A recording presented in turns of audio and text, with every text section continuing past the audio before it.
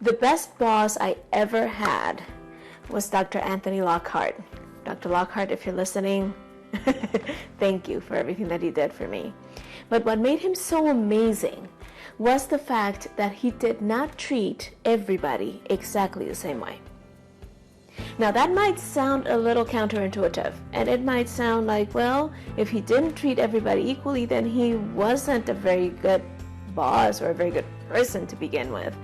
But see, that is where we make a lot of mistakes, especially as parents, in trying to treat everybody the same.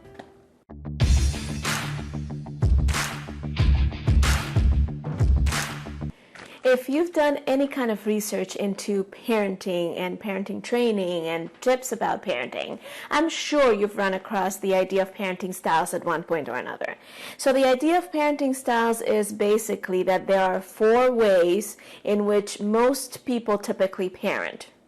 And depending on the style that you choose, experts say that you might yield the kinds of results that you want with your kids, or maybe even hinder the kinds of results that you want with your kids. And the whole idea is that as you look at the parenting styles, you will understand that there is one that you should favor, and the experts tell you which one is the one that you should favor. Have you heard of these before?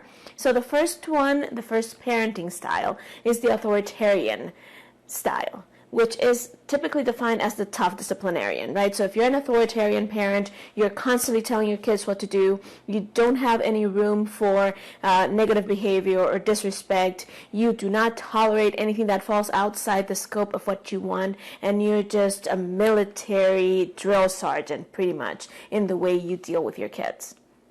The second parenting style is permissive, and that is more like the indulgent friend. So if you are a permissive parent, the idea here is that you want to be buddies with your kids. You want to make sure that they love and appreciate you and like hanging out with you. And in doing that, sometimes you allow or indulge certain things that other parents might look at and go, oh, you're really allowing your kid to do that? And the thought behind the permissive parent is, I would much rather have my kid be my friend and like me, so that they can communicate with me and share with me whatever is going on in their life and not try to hide things from me. But according to the experts, if you're too permissive, then you don't teach your kids about boundaries, you don't teach your kids about how to behave in certain situations, and you end up doing them more harm than good. The third parenting style is the uninvolved parent, and that's more like a hands-off observer. So that's the parent that's like, you figure it out, you go do what you need to do, it's your life, you go. And that kind of parenting style obviously is frowned upon. More and more, especially in recent times, we hear about parents being present, and that is obviously important. So the uninvolved parent is usually criticized for not being there for their kids enough, for not giving them enough direction and support, for not really teaching them enough. And then the final parenting style is the authoritative, not to be confused with authoritarian, right? But authoritative parent. And that is more of the reasonable diplomat, right? So this is the parent that is sets boundaries, but it's reasonable in understanding where their kids are coming from. It's the parent that exerts a certain level of direction and control, but at the same time allows their kids enough freedom to do what they need to do. And obviously, just because by the way I have described these 4 parenting styles, typically the experts will lean towards telling you that the authoritative style is the style that you should aim to follow, is the one that you should try and use with your kids most of the time, right? Now, recently, I've been reading an amazing book by Ken Blanchard called Leading at a Higher Level. And it's gotten me to thinking a lot about all of these ideas, because I do believe that as parents, we're meant to be the leaders of our home. Our main job, right, as parents is to be leaders that raise other leaders, so that we can have strong leadership in our communities, in our nation, in our world, and at the same time give our kids the tools that they're going to need in order to be leaders of their home, so they can in turn raise more strong leaders, right? And one of the things that Blanchard mentions in the book is that in looking at leadership, there's usually, again, several styles of leadership, usually two, that are described and pinned against each other. But what he proposes is that instead of just saying, okay, you are either this style or this style, what we as positive, strong leaders need to do is understand that depending on the kid, the situation, the circumstance, and the task at hand, we might need to resort to a variety of different styles at different moments with different kids. So stop and bear with me here for a minute. Yes, he approaches this idea from a business leadership mentality, but it applies to parenting, and I'm going to explain briefly how this works, right? So what I think about, especially as I've been reading Blanchard, and it has helped me really define a lot of these ideas that I share with parents anyway, is that instead of thinking about parenting styles and trying to pick the one style that works, and trying to make it seem like all other styles are just going to ruin your kids forever, let's think more about the parenting roles that we assume at any given moment, and understand that there are parenting roles, that these parenting roles are on a quadrant, right? And that at any given moment, depending again on the task, the circumstances, and the child that you're dealing with, you might have to move within those quadrants, right? And be a little bit more one or a little bit more the other, depending on the circumstance. So Blanchard talks about being able to diagnose the situation.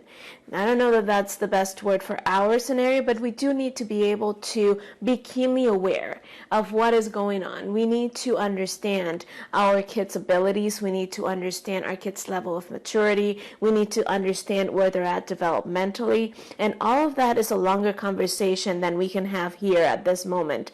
So imagine that your parenting works on a compass, right? Imagine that the circle is a compass, and you have your longitude and latitude here, longitude and latitude, and you have control on the horizontal axis and responsibility on the vertical axis. And what happens here is that if you notice, there are some plus and minus signs. So the more you lean to the left on the horizontal axis, the less control the child has, your kid has. So that means you have to exert more control.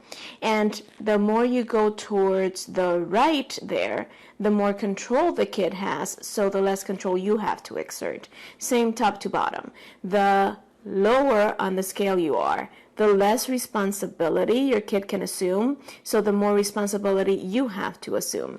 And as you go up, the more responsibility your kid can assume, so that means you can release some of that responsibility.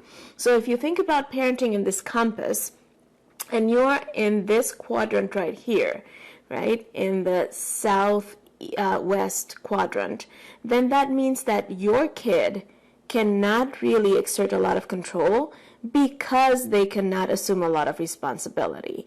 So it is your role in that particular instance to guide your kid, to be a little bit more in that authoritarian role, where you are being the tough disciplinarian to an extent, right? Don't go overboard, but you are making sure that you are giving instruction, that you're explaining clearly what they need to do. You are exerting a little bit more of authority in this particular stance.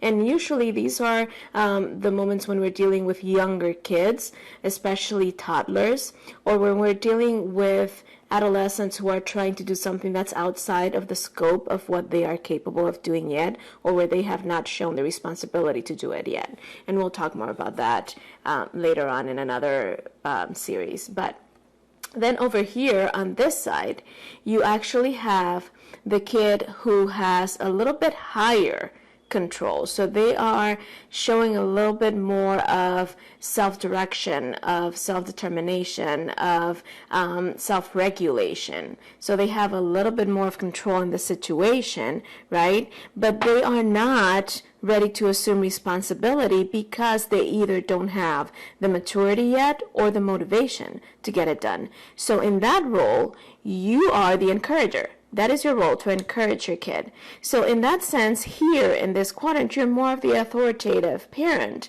who is trying to balance giving them enough space to do things on their own, while at the same time giving them enough direction to help them out and encouraging them and making sure that they have the tools that they need.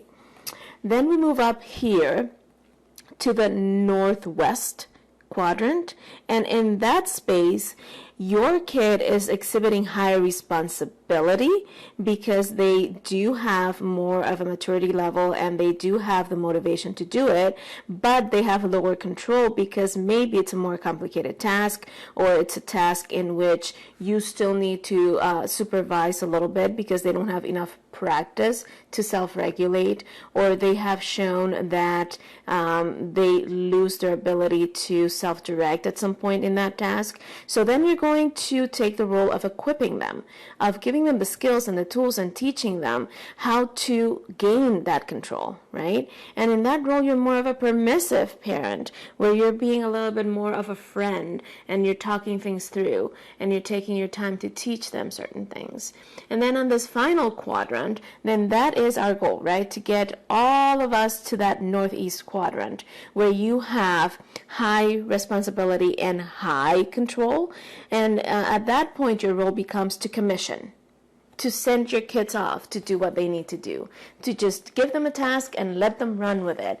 And at that point, then you become more of the uninvolved parent, to the extent that you are more of a hands-off observer, and you're there if they need you, but you no longer have to be on top of them telling them what to do.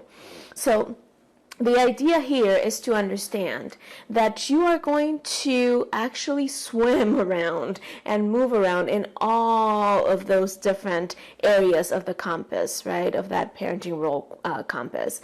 Because at any given moment, depending again on the task, the kid, and the situation, you will need to navigate in a different direction. So like the needle in that compass, you're going to be moving from one quadrant to the next. Sometimes you're going to be leaning more towards actually almost getting to the next quadrant, and then you're going to have to lean back. So just think about, instead of what parenting style are you, and trying to define yourself based on that label, think about the different roles that we as parents might need to take at a certain time, and how can we decipher and determine when do we need to be in each quadrant to better serve ourselves and our kids and be the strong leaders that raise confident, enterprising, resilient kids who are ready to take on the world and lead on. Hi, I am Marcy Amaro, and I am here to help you be the leader of your home so that you can raise confident, resilient, enterprising young people who are ready to take on the world and lead on their own.